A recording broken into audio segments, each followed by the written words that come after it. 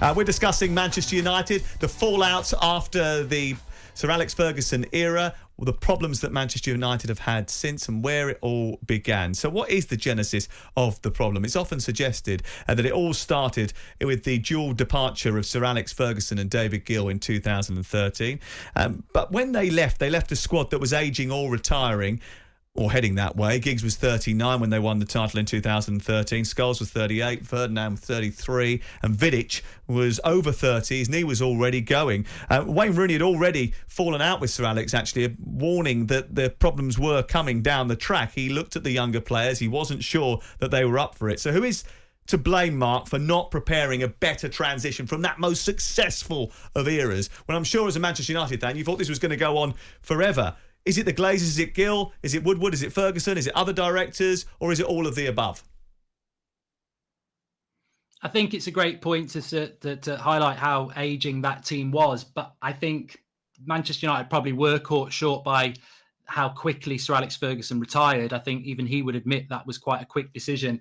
I certainly also think if Sir Alex Ferguson had stayed for another year, which is what people like Robin van Persie were expecting, or another year or two, we still would have kept winning titles. Such was the genius of the man.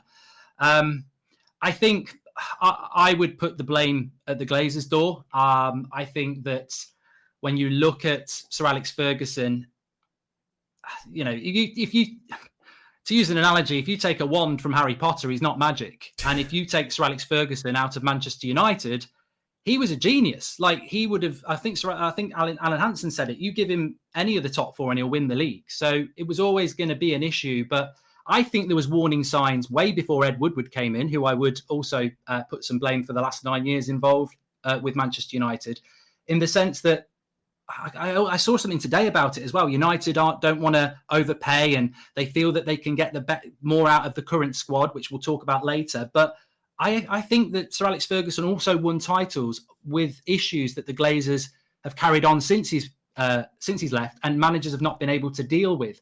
Gary Neville's the best right-back we've had at Manchester United in my lifetime. I can't really think of many right-backs that are anywhere near that level. Where Manchester United, we should be able to reel off 3 or 4 in 30 years. We have neglected that squad because we've got owners who've kept us in debt. We have spent £1 billion in the last 10 years, but we probably could have spent 2 with the money that we have.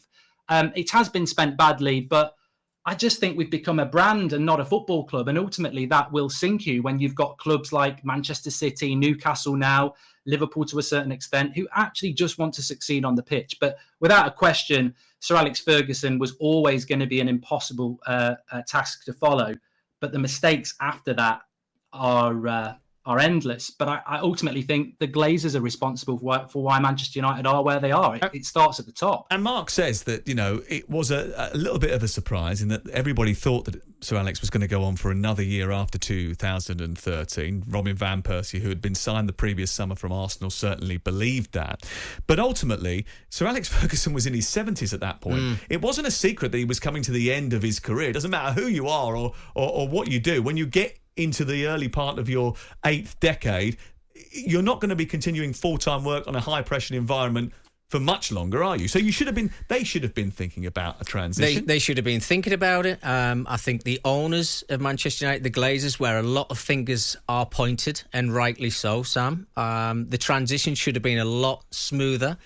I believe that Sir Alex Ferguson was involved in David Moyes coming to Manchester United. Well, he invited him round his house. He called him up whilst David was out buying a watch strap for his missus and said to him, "Can you come round the house, please?" Half an hour later, he was telling him he was going to be the new Manchester United manager. Yeah, and then the speculation started. He walked through the door and then he looked at the squad that he had. And as we've just been mentioning before, it was an aging squad. So David Moyes had time to change that, and he had time to bring in the players that he wanted to bring into Manchester United. But he didn't. And there was a reason for that. The reason he didn't have time to bring anybody in, Mark, was because they'd only won the league just in that period. And they probably only won it because Manchester City had really taken their foot off the gas during that year. And when Moyes took over, he was actually hamstrung by a couple of things. Firstly, he thought that Rennie Mullenstein was going to stay as part of the coaching squad, and that didn't actually happen. But also, they didn't let him start until July the 1st that year, right? Because basically, and it seems ludicrous now, if they'd done so, they would have had to pay compensation to Everton for a month or so's work that he would undertake at Old Trafford, and it would have cost them money. And actually, I suppose that sets the tone for the post-Ferguson era, doesn't it? Well, it's like doing your Christmas shopping on Christmas Eve, isn't it? There's not a lot left. I think Mourinho, Ancelotti, these were the coaches that you replaced Sir Alex Ferguson with. It's like we just said, it's mission impossible. You've got to bring somebody in who knows what they're doing. I think some people blame Sir Alex for bringing David Moyes in, but it was probably the best choice available at such a late stage. And I think that David Moyes was never... I never wanted David Moyes to be our manager. I was very concerned about it. And I think a lot of United fans were. But Manchester United fans will back somebody. They will give them their support. And I think David Moyes came in, David Gill had gone, and I think he got lost in the club. He made a lot of structural changes that he shouldn't have done. There was all those rumours about players like Nemanja Vidic and Rio Ferdinand being told to study videos of Phil Jagielka. And I think that's an urban myth, though, isn't it? As far as I understand it, that didn't happen. It's one of those stories that came out, but it isn't true. Yeah, well, that may be, but the reality is he was swallowed up by that football club. He was never the right choice for it. And ultimately, David Moyes has gone on to show what his level is. He's never going to manage a Liverpool or a Manchester United or a Manchester City. But you give him an Everton or a West Ham and he can work wonders. I think Manchester United ended up in a situation with David Moyes that they realised they needed to get out with quite quick.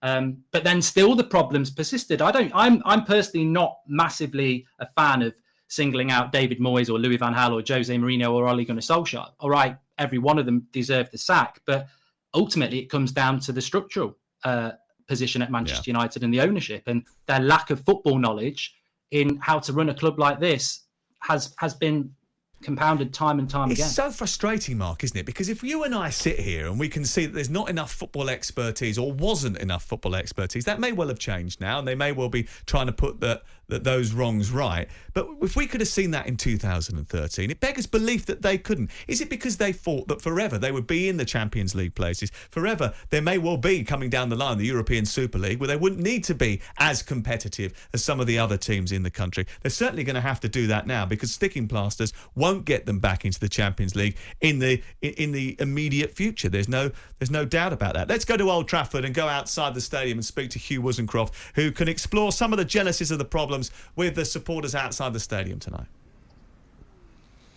Hi, Sam. Well, I just wanted to discuss what you guys were referring to there, some of those big changes that happened back in 2013 when David Moyes was basically handpicked by Sir Alex Ferguson. I agree with you. A lot of people do think that was the start of the problems for Manchester United.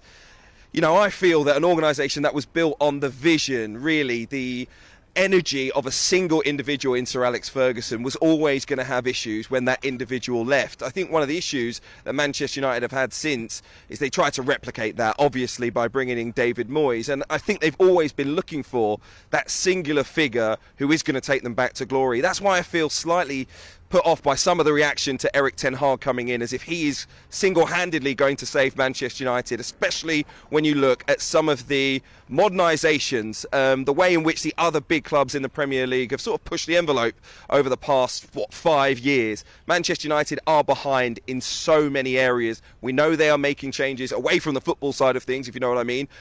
Upstairs, of course, there is going to be a change. Ed Woodward is leaving the club. But like I said to you a little bit earlier, is this going to be a club founded on a single individual's viewpoint? Because they tried that with David Moyes, who, by the way, did all the things that Erik ten Hag did when he came in for his first press conference, and he shook everyone's hand and he was going around the club and he was meeting everyone, and everyone said this is the right sort of character to be taking over at Manchester United. But what happened when it got to the football side of things? David Moyes wasn't supported. I think he feels very strongly that the club could have done more for him, particularly in that first transfer window with big name signings, and even agreeing, for example, a move for Tony Kroos, and then being sacked and Kroos deciding not to join at Manchester United but to go to Real Madrid instead. Those were the sorts of things that he felt, had they gone in his favour, it could have been a very, very different story. I just wonder, with the amount of changes that Erik ten Hag has to make and the amount of new faces at Manchester United in terms of the director of football and the chief executive,